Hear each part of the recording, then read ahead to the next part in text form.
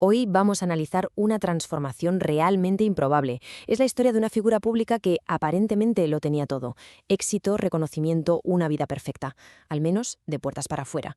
Vamos a explorar su colapso, el diagnóstico científico que se hizo de su mente y un cambio radical que, según ella, desafía toda lógica médica. Es una historia, la verdad, que nos obliga a cuestionar las bases de nuestra propia identidad.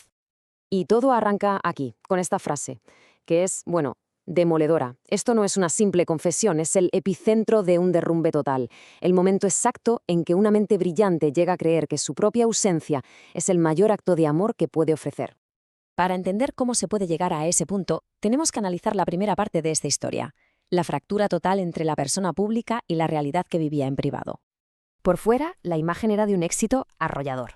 CEO de una gran empresa, presidenta de la Asociación Española de Startups, apariciones en medios de comunicación, vamos, todo lo que nuestra sociedad define como triunfar.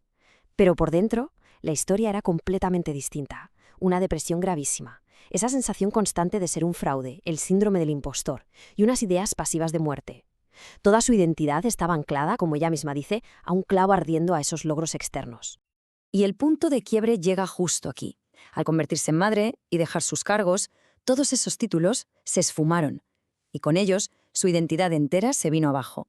De repente ya no era la CEO ni la presidenta, y la pregunta que se quedó flotando fue devastadora. Si no soy eso, ¿entonces quién soy? Vale, ahora pasamos a ver cómo la neurociencia nos da una explicación a este estado mental. ¿Cómo se puede llevar esta lucha emocional a un plano mucho más tangible, más físico? El concepto clave aquí es el de trauma morfológico. ¿Qué quiere decir esto en cristiano? Pues que el trauma infantil no es solo un mal recuerdo, es que puede cambiar, literalmente, la arquitectura del cerebro. Hay áreas enteras que pueden no desarrollarse bien, y eso afecta a la capacidad de empatizar o de procesar la serotonina ya de adulto. Esto implica algo crucial.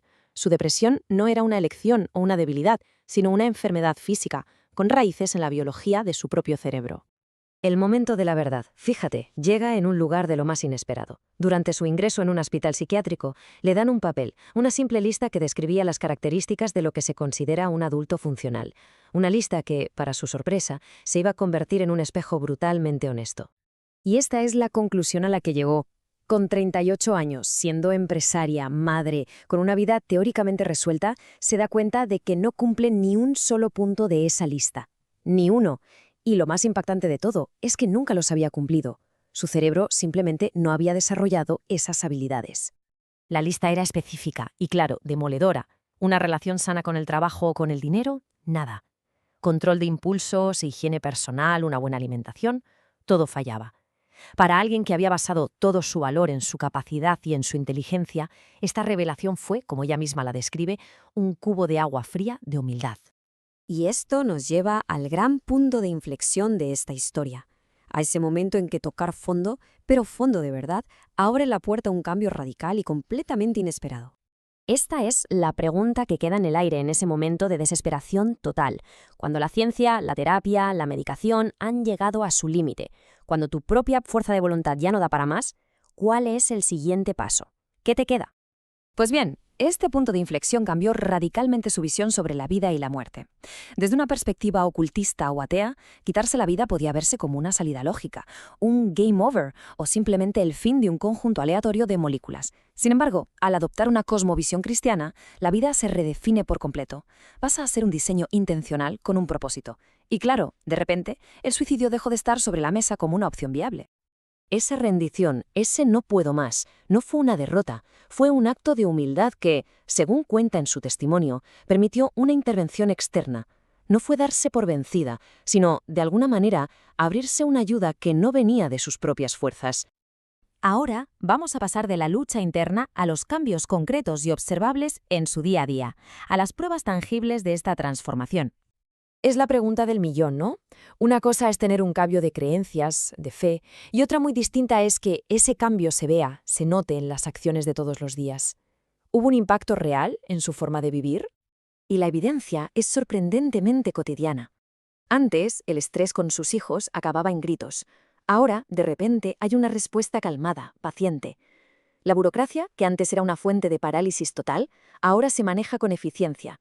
Incluso algo tan simple como pedir un poco de salsa en un restaurante, un acto que antes era impensable por miedo al conflicto, ahora lo hace con total naturalidad. Son esos pequeños actos los que revelan un cambio estructural profundísimo. Y esta es su conclusión final. Para ella, estos cambios son la prueba. Son comportamientos tan ajenos a su historia personal y tan contrarios al pronóstico de su enfermedad que los interpreta como una evidencia irrefutable de una intervención externa. Todo esto acaba culminando en un nuevo marco filosófico, uno que ahora guía su vida. Es un sistema de creencias completamente redefinido. Este cuadro lo resume a la perfección.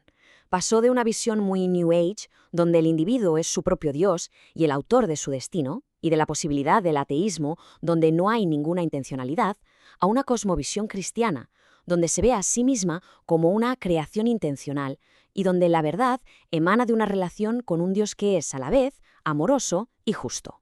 Su propósito en la vida, por tanto, ha cambiado radicalmente.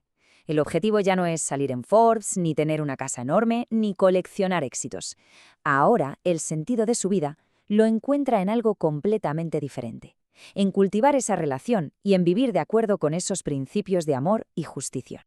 Y terminamos con esta reflexión. Su historia, más allá de cualquier conclusión personal que cada uno pueda sacar, nos deja una pregunta fundamental. ¿Sobre qué cimientos hemos construido nuestra identidad? Porque quizá el mayor cambio no empieza con una respuesta, sino con el valor de hacernos una pregunta honesta sobre si esos cimientos son de verdad sólidos.